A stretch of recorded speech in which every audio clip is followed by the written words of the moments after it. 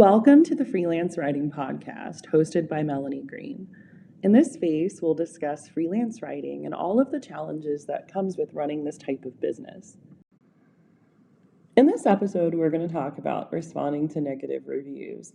This really happens in two contexts. Number one, I have clients who get negative reviews, which they perceive as anything less than a 5 out of 5. And they'll respond to their negative reviews on like Google reviews or Yelp or Facebook or something like that. There's also the reviews that I get as a freelance writer. And so I really want to talk about both of these today and really explore the power of responding to a review. So if we were to look at a review of any business whatsoever, and we were to see that they only had 1,000 5 out of 5 star reviews, often with very little comments in terms of written text, we might assume that actually a lot of those reviews are fake. It helps comfort us to see that there's a range of reviews, because let's be realistic. If you have 1,000 customers, not 1,000 of them are going to be happy with your product or service. So it can help to read through those negative reviews as a consumer. As a company, it's also really important to understand that the way that you respond to the review, whether it was a fair review or not, is really going to display a lot about your company to future customers. A recent example of this is there is a used bookstore near me that got a 3 out of 5 review for saying the prices weren't the lowest in the area. So the business got very heated and wrote a very aggressive response and then posted about the whole thing on their own social media page. So I think it's a terrible idea. Number one, it made the company come off as really aggressive. Do I want to shop at a store that's really aggressive to their customers? Probably not. The other thing is, factually, they are not the cheapest bookstore, although they believe that they are. If they did their research, they would find out that factually they are not the cheapest. And so even though they were purporting to be that in all of their defensive comments, it just wasn't true. And so it could be a real turnoff for customers to see that as well. And so I would be very mindful on how you respond. If you look at corporate responses from companies like Target and Starbucks, they have almost a type of response that's been as a template. Hi, so-and-so, we're sorry that you had this experience. Can you please contact us? We'd like to make it right. Most of the time, those customers will never contact you. But it does have more of a professional ring to it when it comes to responding to them. If I'm a future customer, I said, oh, look, they're willing to work with you. Whether or not in those after conversations nothing happens, you don't necessarily know that as a customer.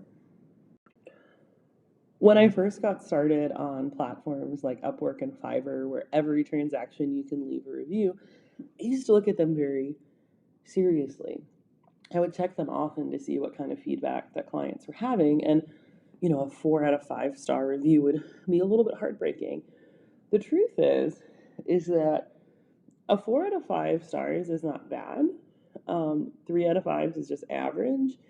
And the fact is that, yes, it can hurt your business, but as we talked about before, having only glowing positive reviews can also have a hindrance to your business.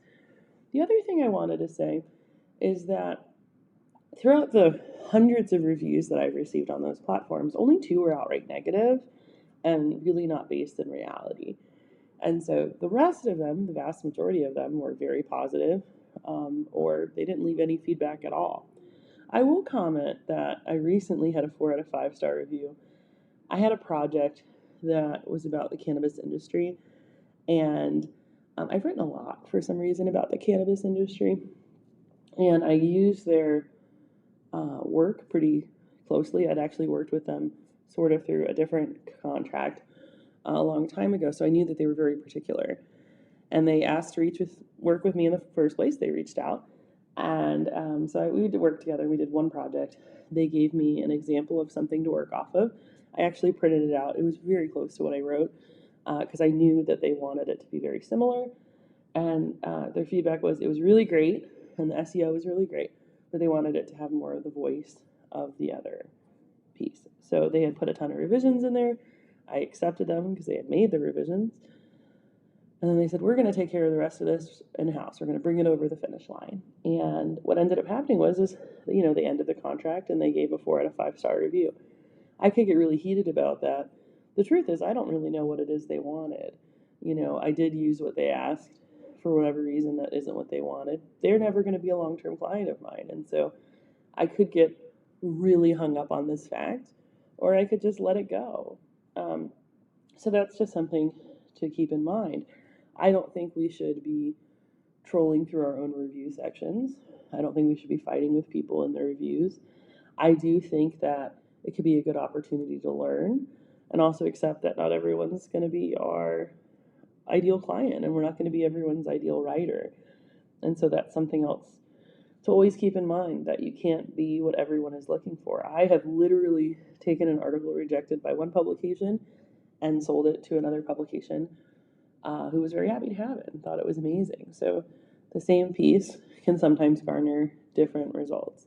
And if you're a business, I would really recommend creating a template or hiring a freelance writer to really write a very professional, very muted, if you will, response to negative reviews and to positive reviews, quite frankly. So you could use that as a tool to grow your own business. Thanks for spending some time with me discussing freelance writing. If you'd like to connect with me further, please feel free to reach me at my website at www.melaniegreen.info.